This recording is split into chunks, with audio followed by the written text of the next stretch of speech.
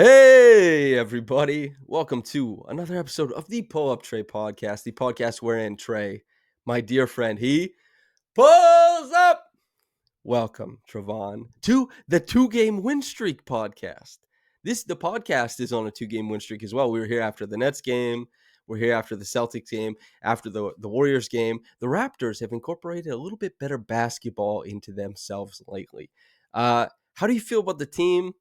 How you feeling about yourself? How you been? And then B, I guess the team. I've been good. I'm even better that just a lowly prediction that we made Yeah. last week was our negative podcast, I would say, Yes. which I guess people like it didn't come off negative to them, but I think we have a tough time. Well, here's what happens basically, and have a lot of experience with this, is that if you add context to things, it kind of removes the venom from it, mm, especially with basketball. With say like USA foreign policy or something, you add context and people just get angrier and angrier. However, with basketball, you're like, well, this is like the defensive coverage. This is what happened. This is why they didn't execute it. And it's a criticism to say someone didn't execute something, but yeah. it's better than being like, this guy sucks, he's ass, which I think we have a little bit more grace in how we discuss basketball is why. It's good. Like you left the pot like these guys might suck, but like there's some hope going There's on. And there's something on the horizon. they gave us hope. That's the thing about a rebuild. Like it's a pendulum. The last 2 weeks felt like the lowest it's ever been watching the Raptors, and then it swung back up this week, and we're cooking with gas. We won 2 games in a row. The schedule for the rest of the season looks a little lighter. Easiest. They did one Yeah, of those peer-reviewed like things where they go by, well, not peer-reviewed, that's ridiculous of me to say. They did one of those things where they look at the record, and the Raptors apparently have the easiest schedule to the rest of the season. so all I'm saying is it seems like that this might be an inflection point. The energy might shift. Wait, well, I'll be honest. I like watching wins. I like when the team plays good basketball, but But is like if the energy shifted, is that a good thing? Like if they win a lot of no, games and they're the 11th seed or something, is that like bad news? Seems like bad news. yeah, for how bad it was for like a good stretch to probably like get like the 7th, 8th pick, that would be pretty awful. Because it was this past weekend where I finally decided, like, yep, okay, I've resigned myself to start getting excited about maybe doing some draft work early Yep.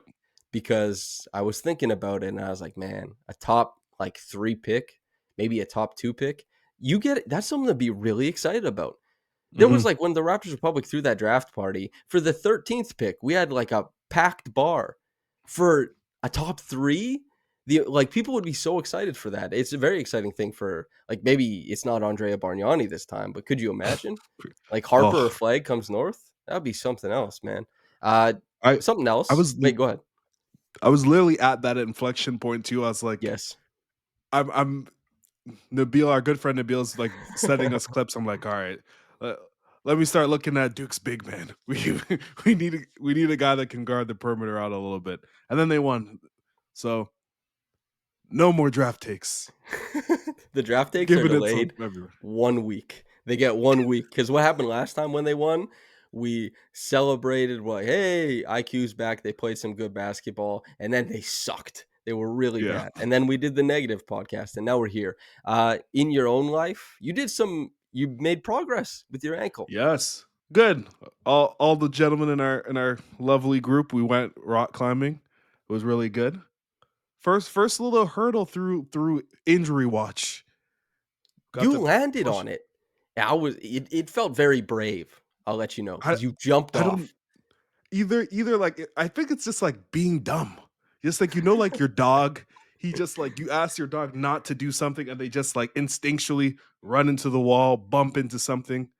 I get to the top of the wall, I leap off of the wall, and then I realize like I shouldn't be doing this. And then I try to land on my side and just like whap right on my ankle. But it was fine. It was You good to know. dispersed the kinetic energy. More points of contact.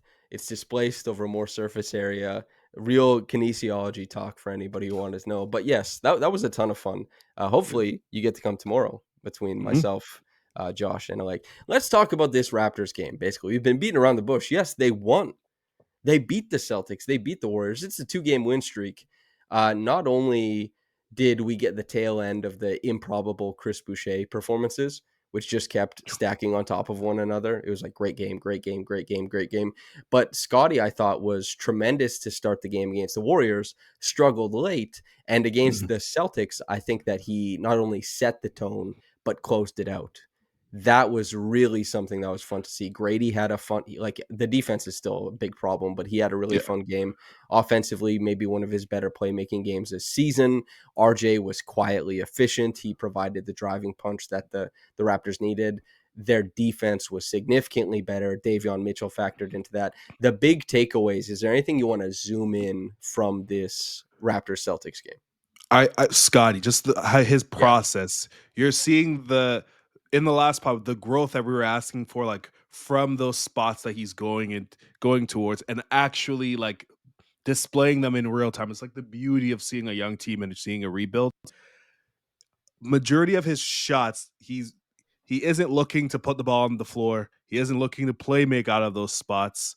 And for the first time, really, I've seen a team respect his mid-range jumper. And you see Jason Tatum trying to close out on that, and he's putting the ball on the floor. He can play make from those spots now. He can drive and get to the rim, or sometimes he can put the ball, stop, turn that into another counter. Like he's figuring it out in real time. And the beautiful thing I loved about that game is when, similar to early in the season, taking a lot of above the break threes. He hasn't had the most success with those, Yep. but instead 10 threes. He got inside the paint, getting deep catches, abusing Peyton Pritchard, abusing other wings on the Celtics. And I think a team that he probably would have struggled against probably even like 2-3 weeks ago, just because they're so great on the perimeter. They have those bigger wings that can guard a guy like him. It didn't deter him. It didn't stop him. And he's figuring out how he can get his efficiently while also playmaking for others, which you kind of saw with this season. It's been one or the other, but it Mhm. came together today. So it's uh, a huge accomplishment, I think, just for like him and his development and like what the Raptors are trying to achieve. As far as Scottie goes, I think this was his best playmaking game in a little while. I know he's been able to rack up assists. I know he's been able to kind of like spray the ball around the court here and there, but because he had Mhm. 8 assists on the ninth, but 9 assists is his high since he came back from the ankle. He had 14 against Dallas way back in, I guess the start of December, but it was the quality of assists that he was able to provide. It was the fact that most of them were in the half court, and a lot of it came out of the pick and roll. And that was my favorite thing about Scottie's performance, is he was able to set the tone as the initiator because, and I think incorrectly, but I mean, personnel is personnel. The Celtics played Kristaps Porzingis, who they have to play. I mean, he was canning triple after triple in this game. He was a bit of a deterrent on the inside, but he also has to play drop defense. Scottie is a very good pick and roll operator against drop defense. I've talked about this specific aspect of his Mhm. game for quite a while. The thing that makes it tough for Scottie is the switch and the push switch. It makes him flatten things out. It makes him have to try and beat guys at the point of attack. He's shown a counter lately, but it's still a lot more dangerous for him to start walking downhill with a 2-on-1 advantage, because he is one of the truly really special and talented live dribble decision makers in the NBA. Quick reads, quick processing of the floor.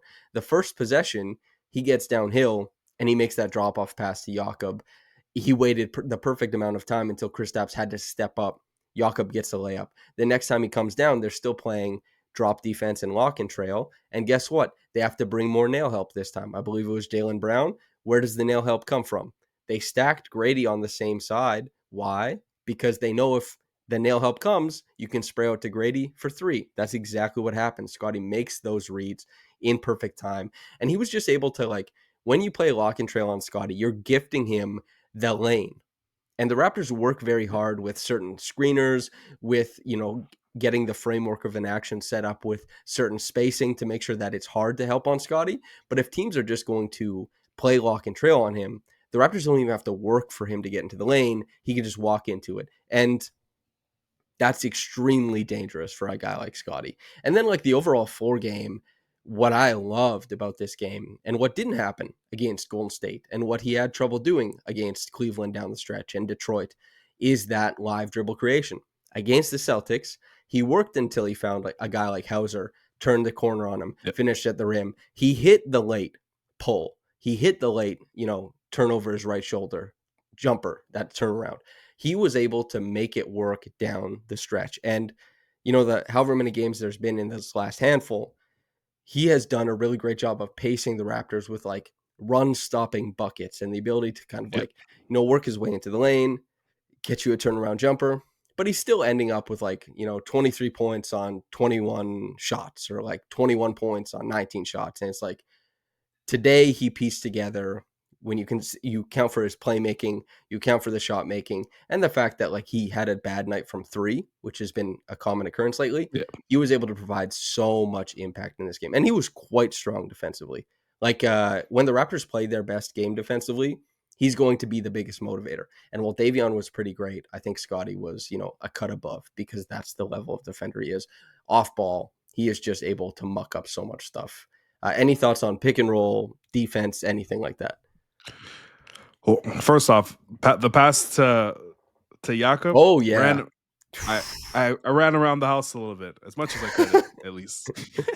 But it's just beautiful to see like his overall process get a lot better.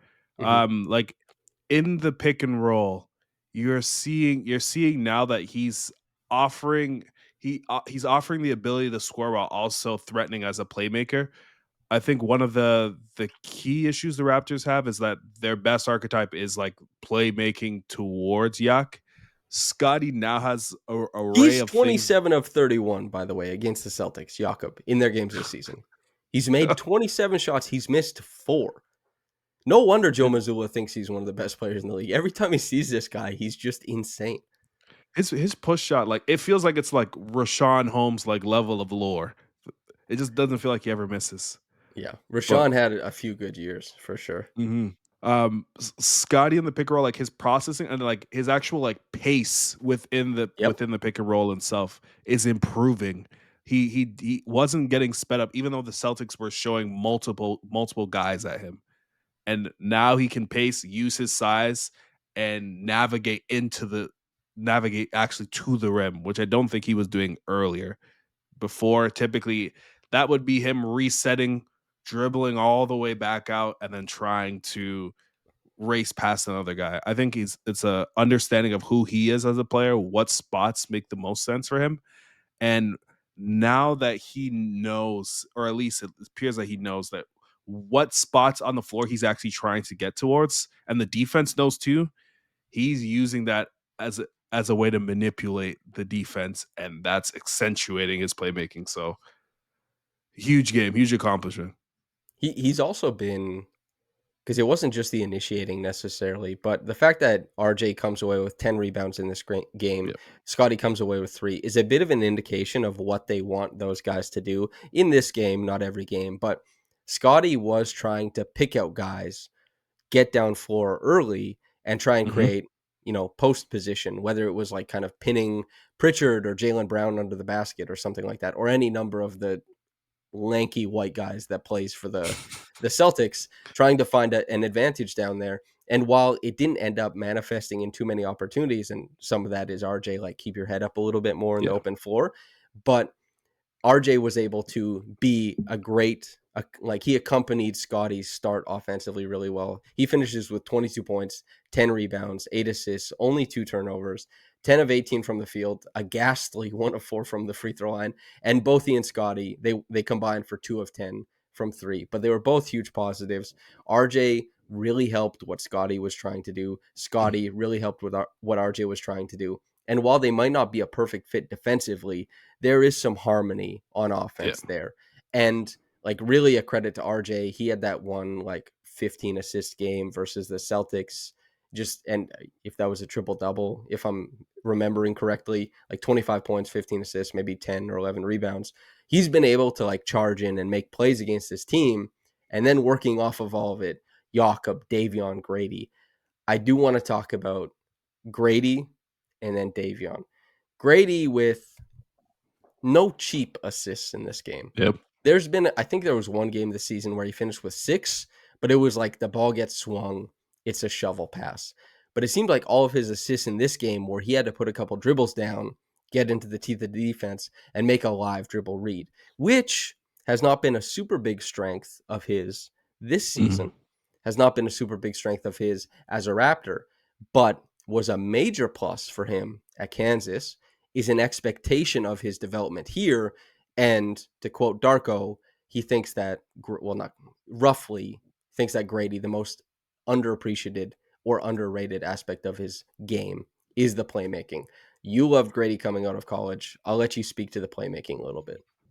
Like similar to what we said last week is these guys they're being put in positions to figure out like what they can and can't do.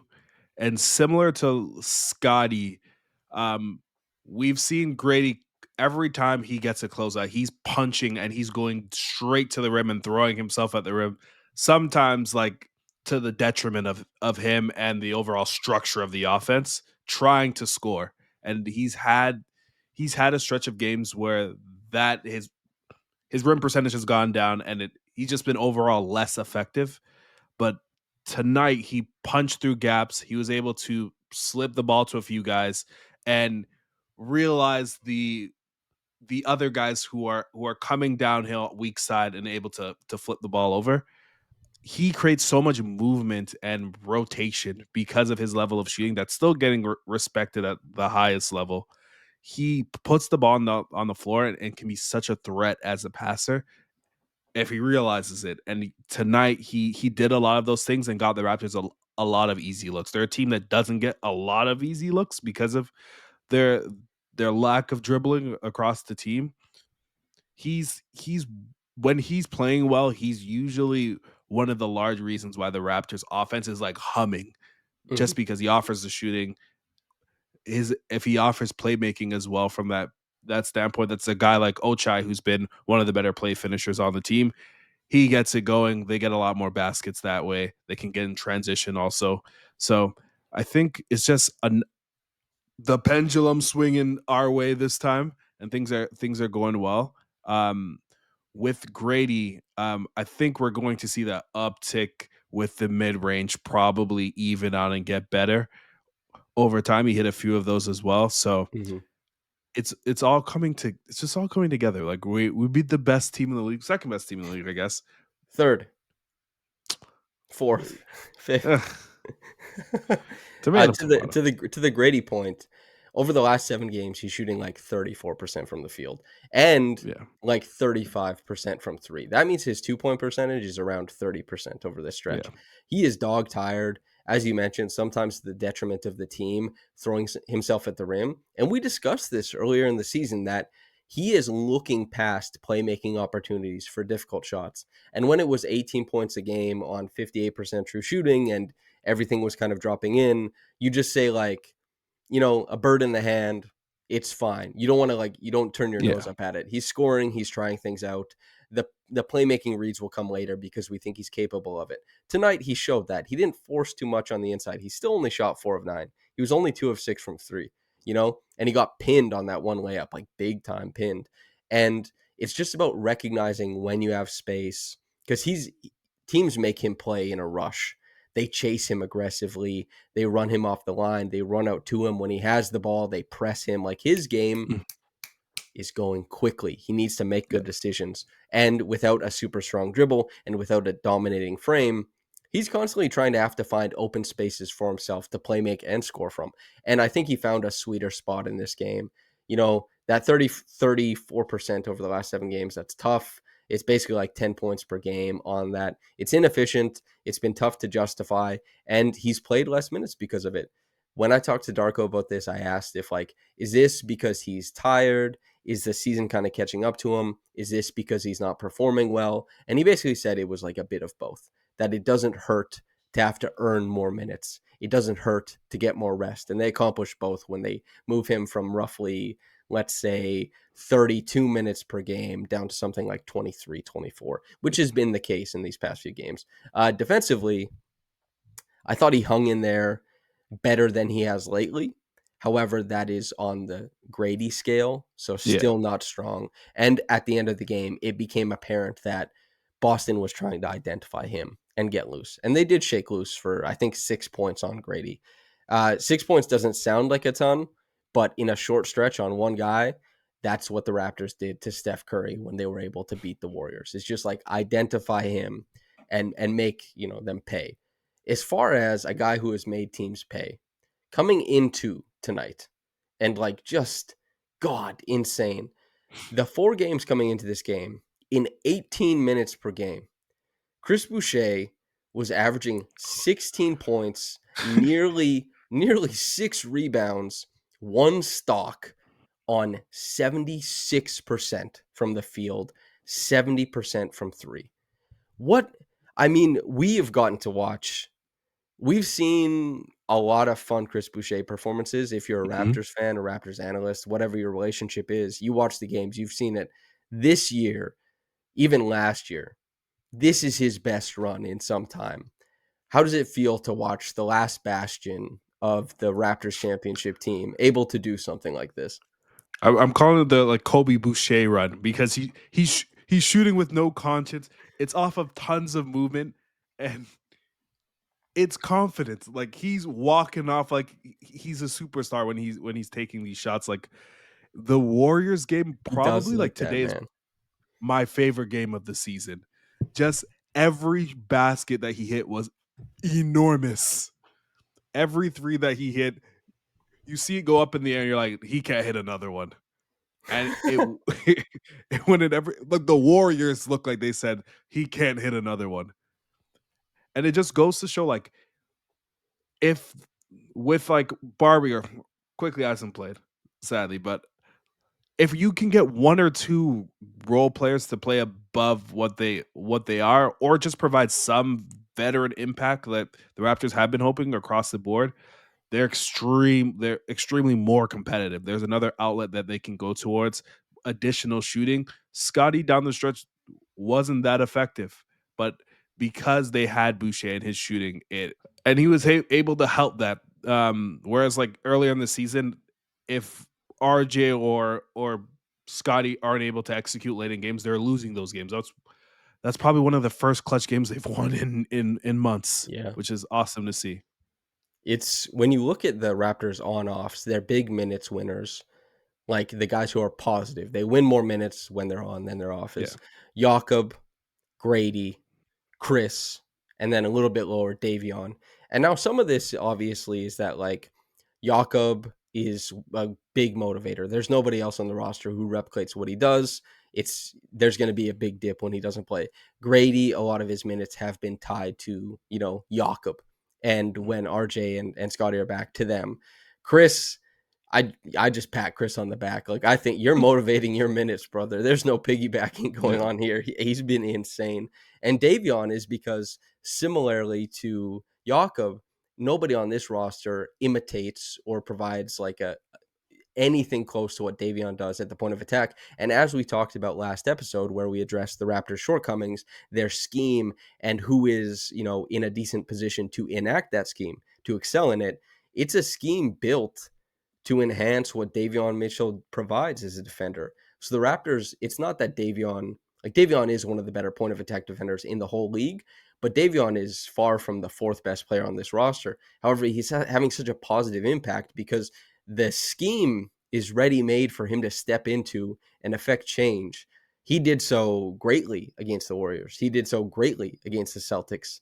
What have you made of Davion and what he's been able to provide at the point of attack? Because he did have a while where, because IQ's back, Shed had jumped him in the Yeah. rotation. Well, this is what we talked about, when he came over as a king, was that when Davion was attached to De'Aaron Fox and Domantas Sabonis, guys who could carry the offensive load, Mhm. able to settle into a very low usage offensive role and just apply a bunch of defensive pressure. And it worked really well.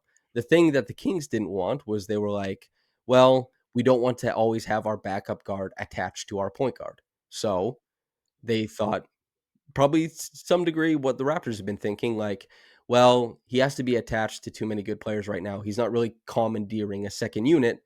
We want to develop Shed. Shed jumps him in the Yeah. rotation. But Darko likes keeping rotation, so he brings Davion in to maintain the rotation, replace IQ. The Raptors are playing good defense. Davion's a huge part of it. Trevon, thoughts, comments, concerns? What of a perfect application of like what we said. I just start with that. But We've got some homers. We've hit some home runs yeah, analysis wise lately. it's a good little run we're on. A 3-year run, I think. like you said, there's nobody on the roster that can execute the scheme to the level of what Davion does.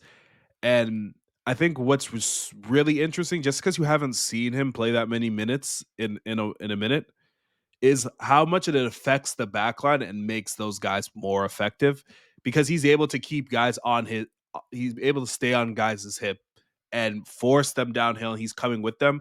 That's how Scottie ends up with three stocks in a game, just because they're more predictable rotations. They're not scrambling across multiple different guys because Davion is staying attached, able to stay in the pick and roll, pick up guys a lot higher, and getting what they want: deeper shot clocks, less seconds that they actually have to defend, and have guys like RJ, Gradey out there having to guard multiple actions. He's executing exactly what they want. I think what's cool to see also, just like his ability to organize the offense in Yeah. ways that Jamal can't. Just from experience, and also Davion's a sneaky driver. He's able to get downhill and offer playmaking in that sense. Like the finishing isn't the greatest, but he's just an ultra athlete, and he gets downhill. He can make reads to Jakob, and the some of the best stretches of the Raptors season has been him playmaking and orchestrating, Yep. using Jakob as the screener and filling in with it within the offense, even if he's not scoring. And his minutes with the starters are fairly strong. I Yeah. I think they not a tough proposition just because they're not the greatest team, but he's going he's going to drive winning minutes if they do decide to keep him for the rest of the season. If Mm, Emmanuel Quickley is in and out the lineup, just like we'll restart.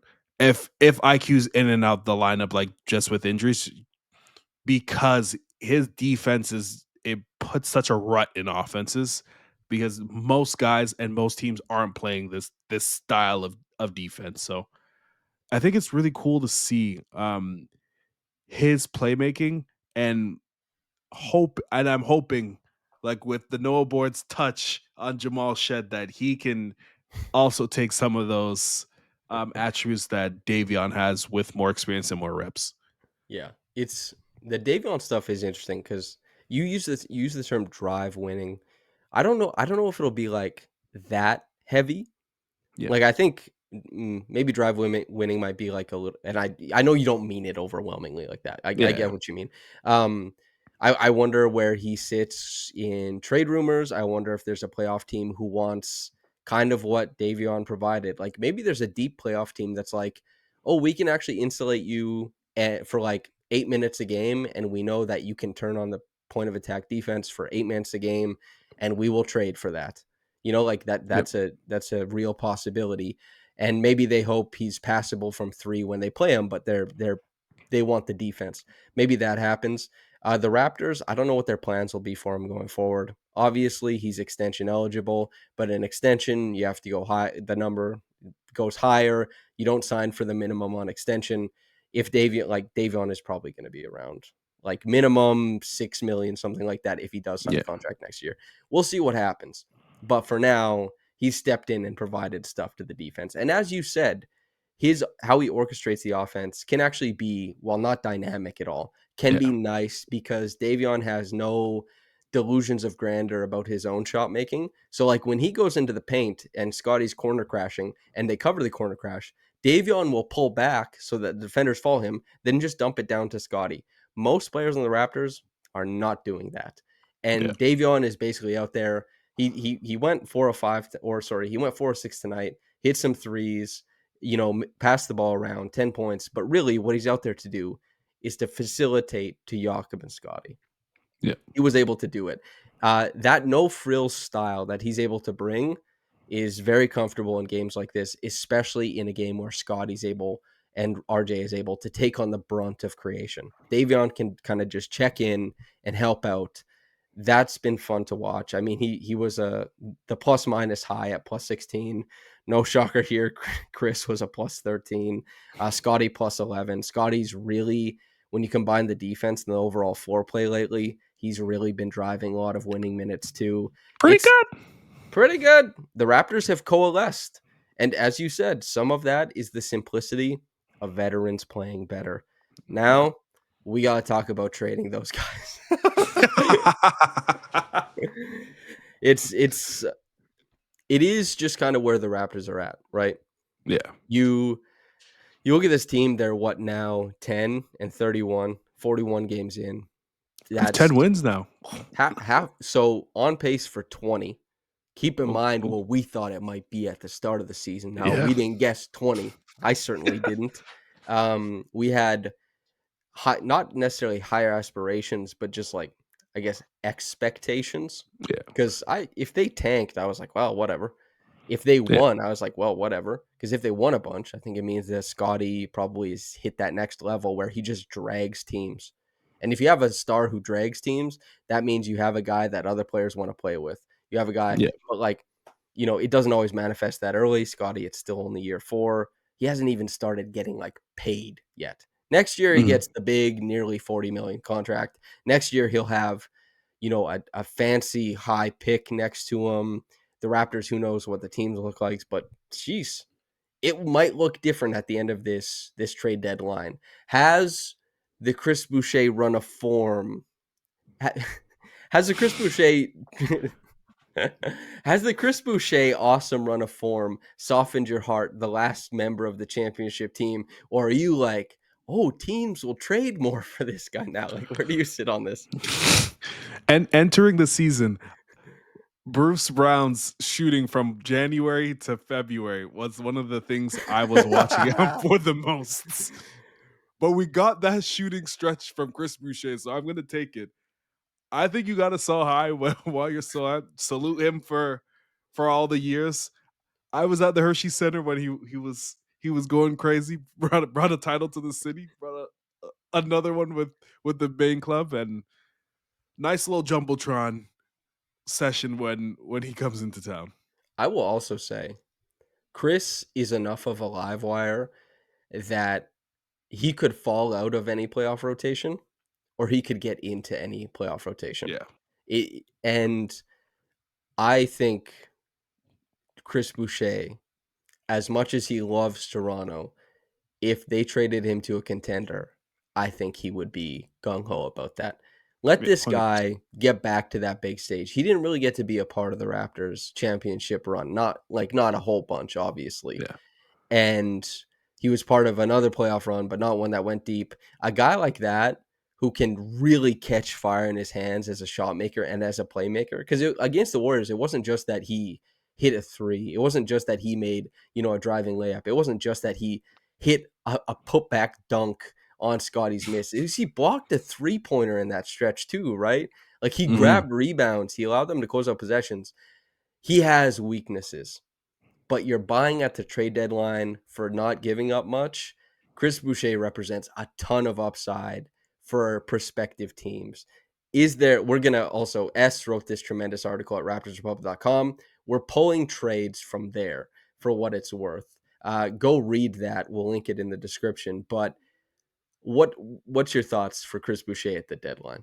The team that he's been linked to is Denver for the most part. Whether And whether I'll it's say been this, linked to by fans. yeah, I was gonna say Like, whether it's real or fake, yeah. which makes sense. Like Chris is a great crash cutter. The guys who can do that, Russell Westbrook's career has been rejuvenated just because he's an amazing cutter. Chris is one of the better bigs at that as well, and he's like you said, he's one of those guys where some team might lose a series because in one game he shot 5 of 6 from 3. He just has that level of like willingness and just ability to A get high. reckless abandon, truthfully. But that's the thing. In the playoffs, scared money don't make money, man. You got to hoist them up. Like Fred VanVleet, he shot like 14% against the 76ers, and then he never missed again from game whatever of the Bucks series through the championship. And Fred was a $9 million a year player at that point. Like, he hadn't established himself a bunch. He was like, nope, it's time to shoot. Chris Boucher, he doesn't give a damn about what you think about him. That shot is going up. And those guys like swing series, like the Celtics, they lose a series because Caleb Martin shoots 50, 40, 90. Yeah. Has Iman he, Shumpert hit a 3 at the start of Game 7 against the Warriors for the Cavs. And I was like, is this the guy? He wasn't, but he could have been. yeah. Okay. The first trade is Robert Williams and a second round pick to your Toronto Raptors, Chris Boucher to the Denver Nuggets, and going to the Portland Trailblazers, Zeke Naji, Dario Saric, and a first round pick. Okay. Thoughts?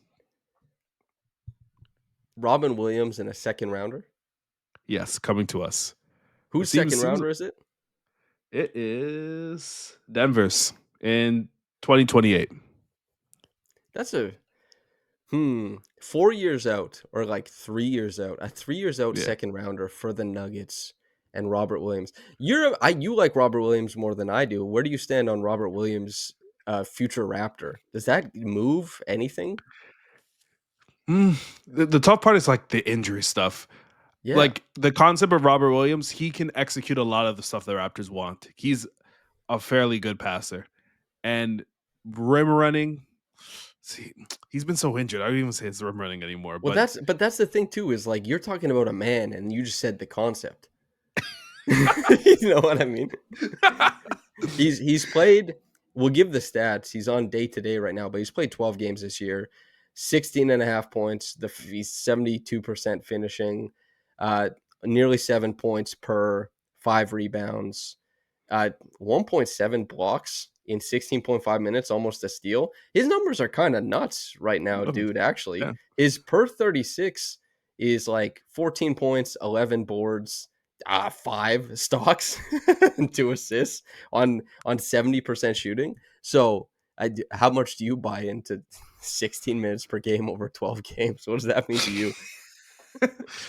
Oh, I think I would probably prefer just working with Denver and taking on Zeke, his contract, and a first for Chris. I think it makes more sense. You have a younger player who you could work with. Robert Williams has, I believe, one more year left on his contract, and a guy that's just been dealing with tons of injuries. I think you probably prefer Zeke and trying to build the skill set that you want out of him. And he's a guy that just like has not played.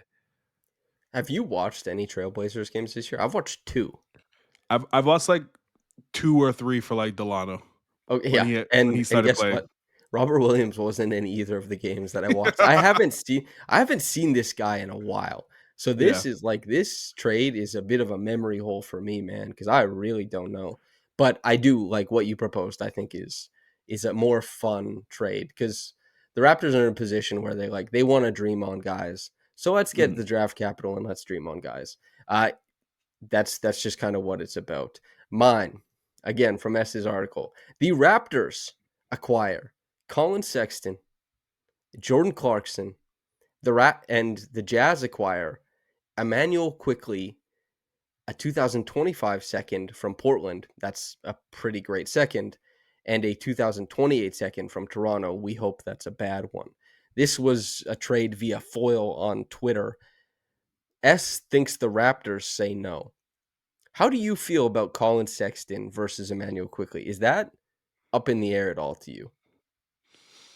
It's more up in the air than it should be. To be fair, I, I s- I would say no to this trade just because the I was gonna say the concept again just because he hasn't played, but just the ideal of IQ weaving around and the movement shooting around Scottie and how you're building that out, especially now that he's become like a mid post tub to some degree. still fits more in the sense of where you want to be compared to like Colin Sexton, who isn't the greatest defender also and doesn't have the same shooting talent. And I don't think you want to put the ball in his hands consistently. So I would say no, but I would probably think about it for about like 30 seconds. I'll tell you what. I think that right now, Colin Sexton is a better player than Emmanuel Quickley. Ooh. How?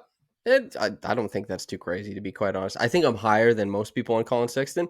And as documented on this podcast, I was never sold on the IQ all-star stuff. Yeah.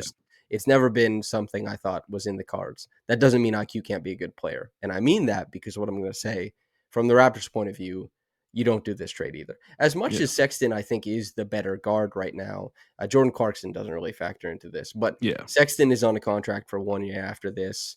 IQ has just signed a 5-year deal that's flat. In 5 years, he's making 32.5. That might not be crazy at all. And the Yeah. thing is, IQ, when Masai was on the phone, smarter people than myself, when Masai was on the phone, he talked about how much he loved how IQ fits with Scottie. They know how they want Scottie to develop. They know what they know what somewhat what they want their team to look like. And a lot of the things that IQ has struggled at in a Raptors uniform, like the lack of a floater being great, which was something like Lewis had the stat. He was the 4th best in floater percentage in the NBA before he became a Raptor. We knew he was never a strong driver, but the 3-point numbers should be able to like go to the moon on this team, especially as Scottie develops, especially as the team gets better. The off-ball defense should be able to return, especially as, maybe better defenders filter into the lineup and he can play off of that. And at the least, if IQ doesn't pan out as the lead guard of the future, let's say Harper comes north of the border or something like that, right? Maybe he can be in a 3-guard rotation with a good shooting guard. Like he could be a 6th man when he's 29 years old, like all that kind of stuff. And the team is bought in. He's part of it. Like you're shuffling chairs around. Like it doesn't matter that much to shake up the team because the guys like IQ and IQ likes them. And I think the potential is higher for IQ, but I think Sexton is a better player right now, actually. And I know people get upset when I compare IQ to other players, like when everyone told me that he was better than Darius Garland. But I'll stick to my guns on this one, man. You're never going to let that go. Why would I let that go? They called me dumbass, man. Darius Garland's really good. Oh, that's fun. That's good. Okay, next trade. What do you got? Okay. The guy that is most likely to be traded, I think, is Bruce. I'd be shocked if he's a Raptor, like, post-deadline. Yeah, I'd be doing Kevin, bro. I think I would fall to my knees, to be honest, because, like, last year, like, the Raptors are poo-pooing 2025 firsts. They're looking for something juicy. That would be a tough one. I don't know how real that is, though. Because there was I heard, again, I'm not big sources, man, but I heard stuff about Bruce and heard like what the Raptors were, and again that the Raptors chose Bruce in the deal instead of Buddy because they thought Bruce would be able to net more down the road. If that isn't true, that's a huge L. But I don't know what teams offered really. Like maybe if there was a first, shame on you, Raptors. If there wasn't, then whatever. Waiting doesn't matter, I guess. Yeah. Okay. So the Raptors would be getting Rui Hachimura, Gabe Vincent, Jaden Hood-Schifino, a 2nd-round pick, and the Lakers would be getting Bruce Brown and Davion Mitchell. So, in this scenario, what do you think the upside play is for the Raptors? Is it that 2nd rounder, or do you like anybody else that's in that trade? How much Hood-Schifino have you seen in your life? I've seen a lot in college. I liked JSH when we also saw him at Summer League. Yeah, we did. The Lakers also didn't pick up his 2-year option, which is stunning. But I think I would do this trade. Just the Raptors get better. Rui Hachimura, while not being the greatest defender, is an innings chewer. The Raptors need veteran guys that like can score the ball, and he fits the ethos of what they're trying to do offensively. Gabe Vincent is a backup point guard that could play with Scottie, fit in the lineup at any point in time.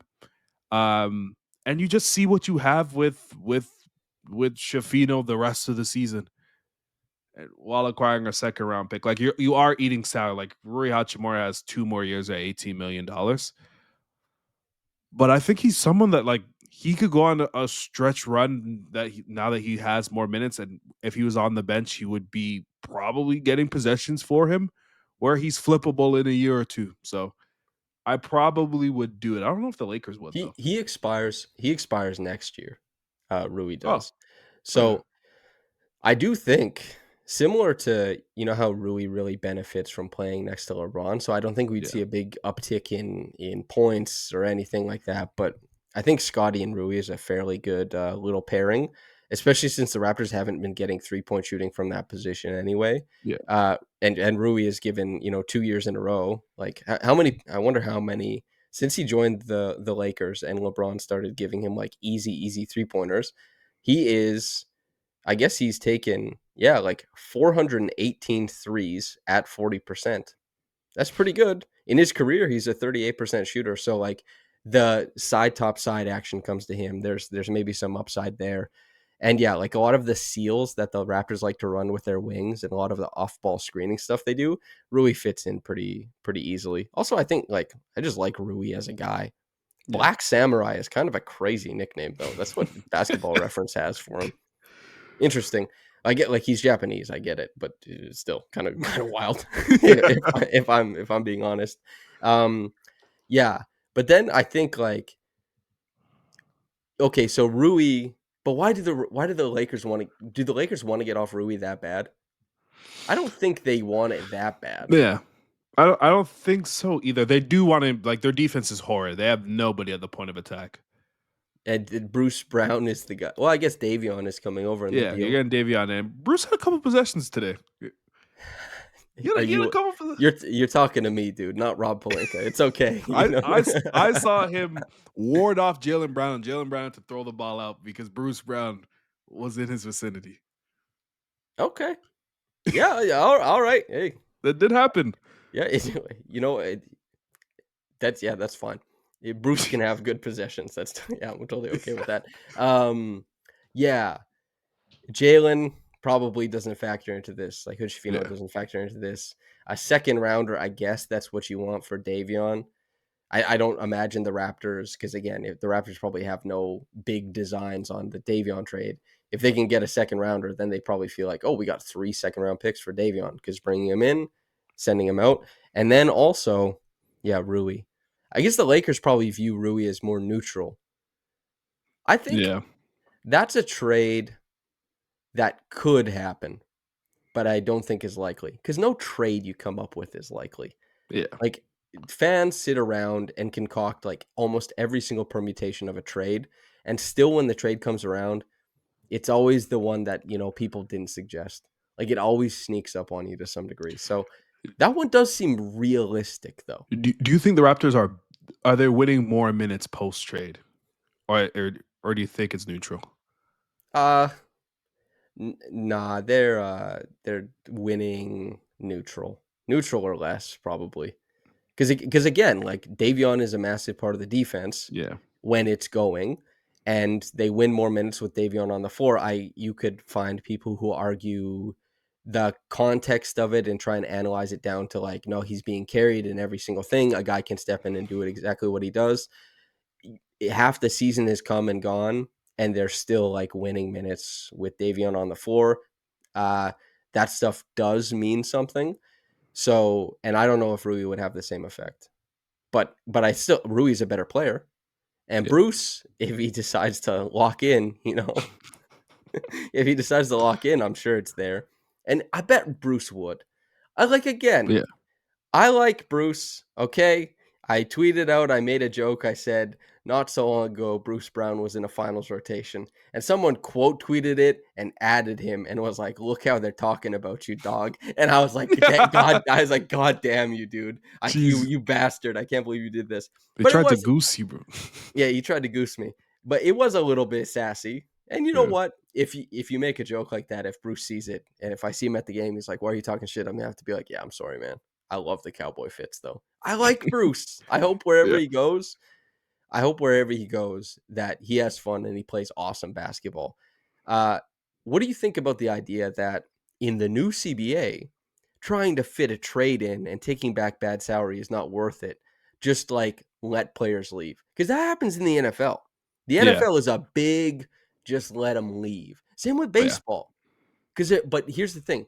There's so many goddamn players in those leagues that you can just sign guys. Like Yeah. the Blue Jays have missed on everybody, and they can still sign guys. If the Raptors miss on like one guy, immediately you start panicking. You got Dennis Schroeder as your lead guard.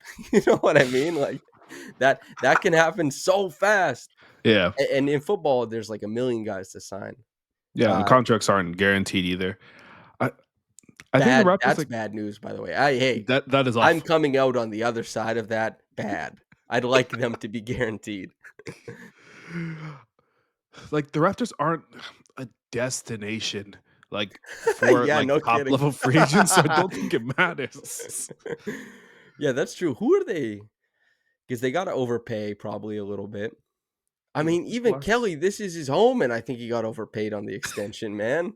He grew Yeah, up who's the here. last His decent? dad helped coach the team. You know what I mean? He's part of the organization since he's a baby, and we can't get a deal. Would you count Dennis as our most recent like major acquisition in free Yeah, agency? dude. And when he started the season, I have some dumbass tweet up that's like he's probably one of the better free agency signings the Oh Raptors have yeah, had he was recently. cooking. But I meant it as a joke because I was like, that's the Raptors never sign anyone good in free agency. Who was the last win?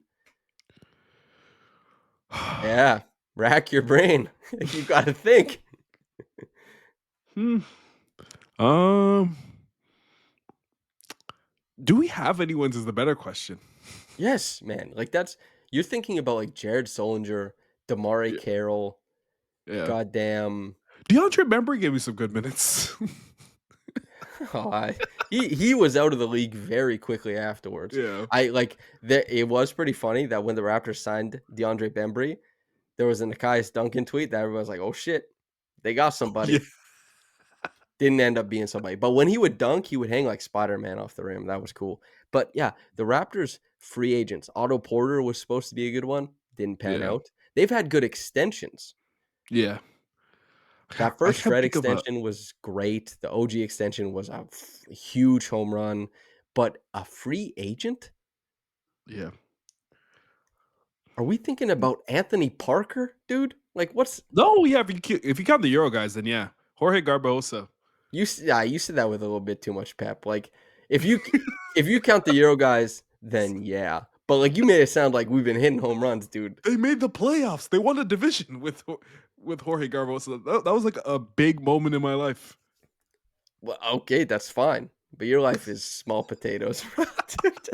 I'm, also, Chris Bosch was really good. You know, I feel like Yeah, he's, that's but fair. yeah, Max player. Garbajosa was pretty sick. Yeah, he's an awesome player. Yeah. So, is that where we are? Is that what we landed on? Bismack was a biannual exception. Oh, that's true. Bismack's the best one of the Yeah, past like 15 years, I think. that's awful. Yeah, they can take Rui's salary. They don't have nothing to worry about. Yeah. Yes, give. Oh, that's funny.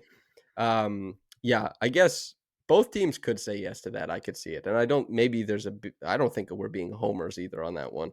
I think Yeah, both teams could end up saying yes to that. Anyway, that's trades. Kelly, I don't think anybody's even asking, no. unfortunately. But also Kelly is really well liked by the team. So fortunately, he will continue to be a positive presence and hopefully, run triangle concepts and 5-out concepts and provide structure to the offense because that's kind of what he's supposed to do.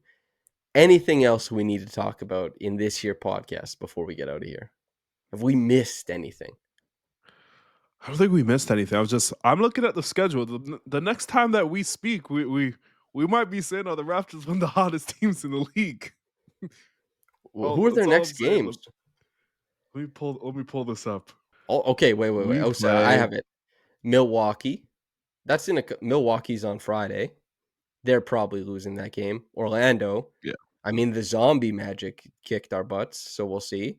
Atlanta, 2 in Atlanta. New Orleans, Washington, Chicago, Clippers. Chicago and Clippers, you and I will be up in northern Quebec, which will be fun. And hanging out in a hot tub. That'll Wow. be, oh man, I'm excited for that. But anyway, Me too. yeah, I disagree with you They might. about the I, hottest team. okay, the Bucks are not winning. I could see them winning. What's the next time? What, the Orlando 29th? is a home game. They've been much better at home. And that was the game where Darko called them out. So they might be fired up. He I could doesn't see us call at them out. He calls them up. Eh, I could see us being at 13 wins by the next time we speak here.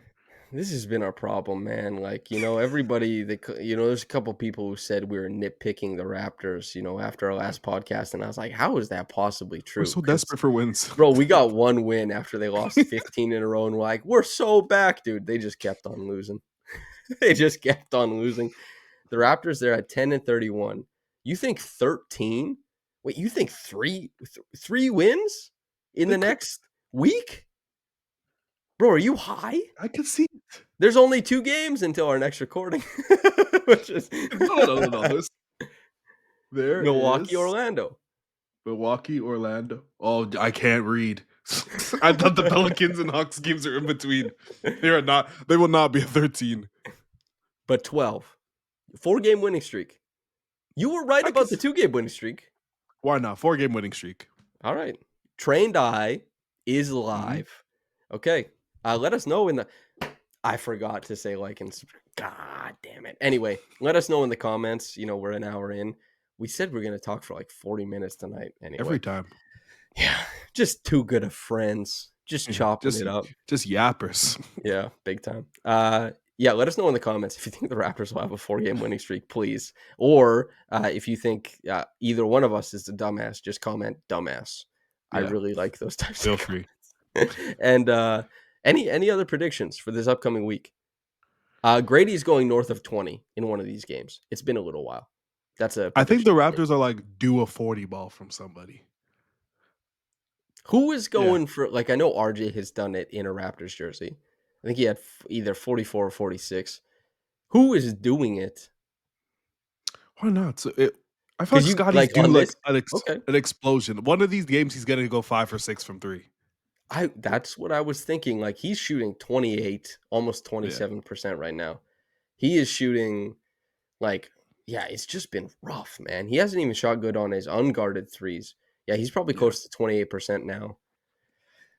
And he's not while it turns out he wasn't the 40% shooter that he was to start last season, I don't think he's a 28% shooter. Yeah. Some of these misses get a lot of rim. Like, it wouldn't surprise me if he is truer, like it's more true for him to be around 34% than it is 28. That maybe there's a game. Who's get Paolo? Because Scottie does get up for like perceived rival games. I think that a game against Paolo, that could be something.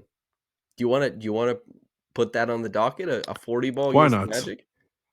All right, it's marked away.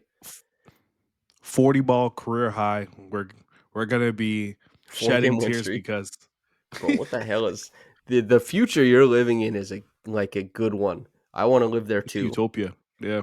Although I don't share your optimism. I don't think. Which, yeah, how brave of me. Yeah.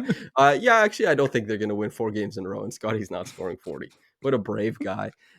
Anything you want to say before we get out of here? Make sure to like and subscribe, people. We want to be the biggest podcast around. You know why? So that we can get Mountain Dew as the sponsor. That is literally what we live for. We would probably stop the podcast if we Honestly. got the Mountain Dew sponsorship and then lost it. The day we lose it, it's over. Oh, Or peanut punch. announcement next week. Something cool Yep. to wait out. That'll be fun. It's not Mountain Dew. Yeah, we need But to be better at our jobs. Mountain Dew or peanut punch. You know what I mean? Oh my god. I would wear a peanut punch mascot Yeah, walking man. around downtown. I dress up as a peanut. But Yeah. also because there's not much appeal to me. I'm not unique. Like think about the sports media space. How many bald white guys are there? How many Jamaicans are there? We need some of the Caribbean products on this podcast. That's a fact. That's you. Outreach, please. I can't walk over there and be like, "Do you guys want to sponsor my podcast?" Mr. It's not Peanut gonna Punch, can we please? work. I'll show them my reaction of trying it. They'd be pretty impressed with that. The people at Peanut They Punch would. would probably be like, "Nice." That's what they want. When they made Peanut Punch, they probably wanted exactly. They wanted a white guy going, "Yeah, that's Oh my fire." God, this is delectable. Yeah. This is just fantastic. Just divine. All right, everybody. Thanks for tuning in. We appreciate you very much. We love you very much. Thank you for supporting the podcast. Make sure to like, comment, subscribe. Thank you for staying the whole hour. Our retention rate has been going up, so you guys like us more and more. And whether you got into this in the morning or at night, have a blessed day and goodbye.